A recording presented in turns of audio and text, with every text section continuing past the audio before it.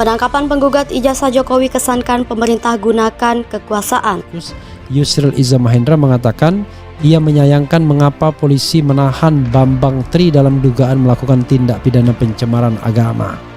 Walaupun penahanan ini tidak berkaitan dengan gugatan ijazah palsu Jokowi, namun langkah itu mengesankan pemerintah menggunakan kekuasaan bukannya hukum dalam menghadapi Bambang Tri Mulyono, jelas dia.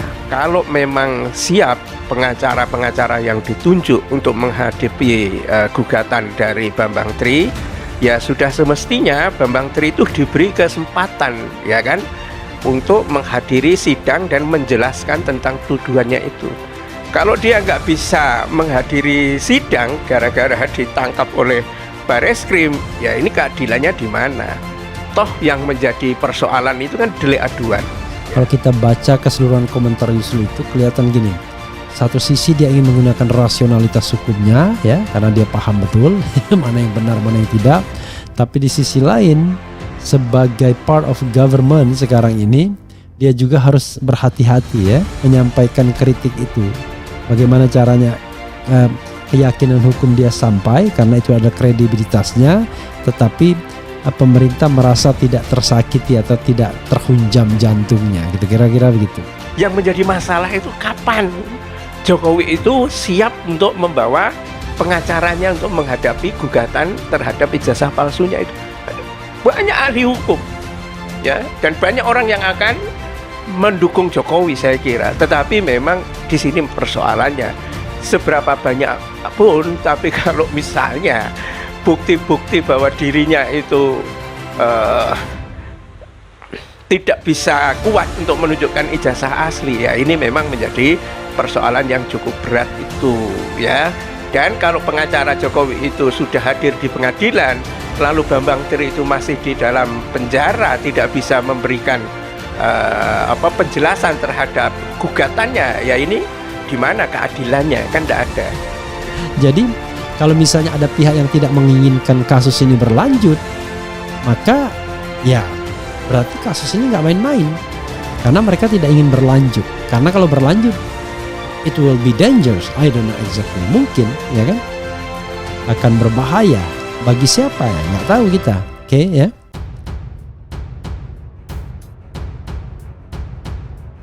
Pakar Hukum Tata Negara Yusril Iza Mahendra menilai penangkapan penggugat ijazah Presiden Joko Widodo oleh polisi terkait kasus dugaan penistaan agama mengesankan pemerintah menggunakan kekuasaan dalam menghadapi kasus tersebut. Yusril mengatakan penangkapan Bambang Tri Mulyono selaku penggugat ijazah Jokowi memang tak berkaitan dengan kasus itu. Kendati demikian, kesan pemerintah campur tangan melalui polisi yang menangkap Bambang tak terhindarkan.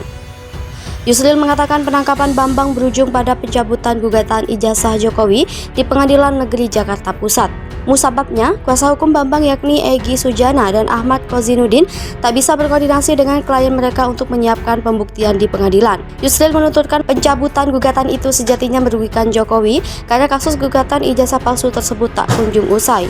Para pendukung dan para pejabat pemerintah serta penjabat dan teman seangkatan Jokowi akan ramai-ramai membuat pernyataan ke media. Mereka menyatakan menjadi saksi ijazah Jokowi adalah asli. Sebaliknya, Bambang dan para pendukungnya tidak akan pernah berhenti menggunakan media yang ada untuk terus melancarkan serangan bahwa ijazah Jokowi palsu dengan bukti-bukti versi mereka. Sebelumnya, penggugat ijazah Presiden Joko Widodo yakni Bambang Tri Mulyono akhirnya mencabut gugatannya tersebut. Melalui kuasa hukumnya yakni Ahmad Kozinudin, Bambang mencabut gugatan itu pada Kamis 27 Oktober 2022. Ahmad Kozinudin merasa kesulitan menyiapkan pembuktian lantaran kliennya kini ditahan dan berstatus tersangka. Alhasil ia tak bisa berkoordinasi dengan Bambang dalam menyiapkan pembuktian di persidangan. Tim kuasa hukum Bambang telah menyerahkan surat pencabutan dengan klasifikasi perkara perbuatan melawan hukum itu ke Pengadilan Negeri Jakarta Pusat pada Kamis sore kemarin. Menurut Kozinudin, Pengadilan Negeri Jakarta Pusat telah meminta surat pencabutan perkara itu. Penangkapan penggugat ijazah Jokowi kesankan pemerintah gunakan kekuasaan. Pakar Hukum Tata Negara Yusril Iza Mahendra menilai penangkapan penggugat ijazah Presiden Joko Widodo oleh polisi terkait kasus dugaan penistaan agama mengesankan pemerintah menggunakan kekuasaan dalam menghadapi kasus tersebut.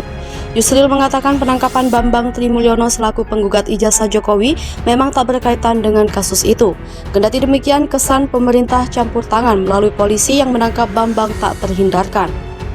Yusril mengatakan penangkapan Bambang berujung pada pencabutan gugatan ijazah Jokowi di Pengadilan Negeri Jakarta Pusat. Musababnya, kuasa hukum Bambang yakni Egy Sujana dan Ahmad Kozinuddin tak bisa berkoordinasi dengan klien mereka untuk menyiapkan pembuktian di pengadilan.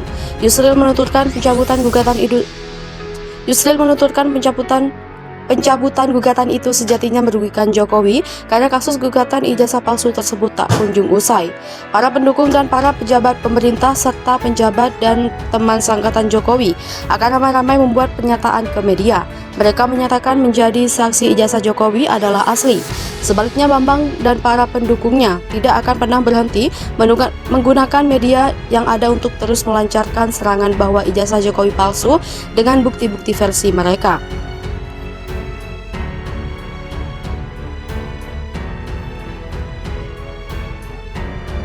Sebelumnya penggugat ijazah Presiden Joko Widodo yakni Bambang Trimulyono akhirnya mencabut gugatannya tersebut.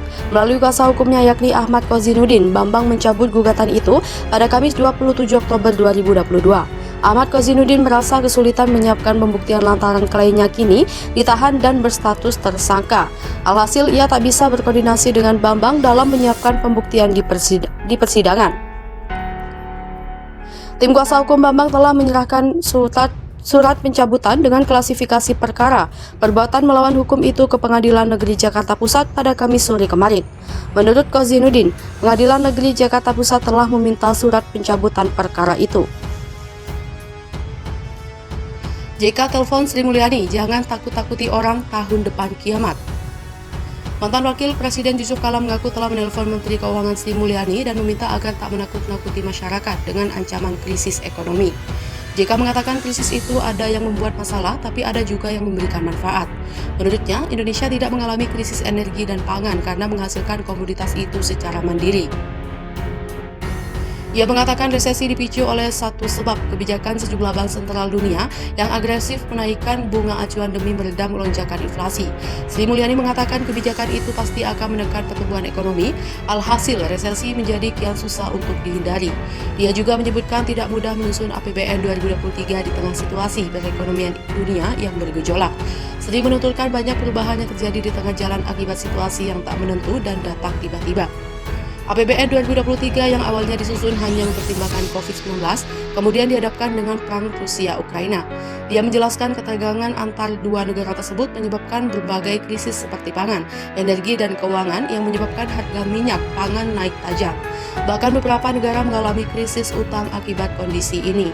Sementara itu, Bank Dunia memproyeksi sejumlah negara resesi pada 2023.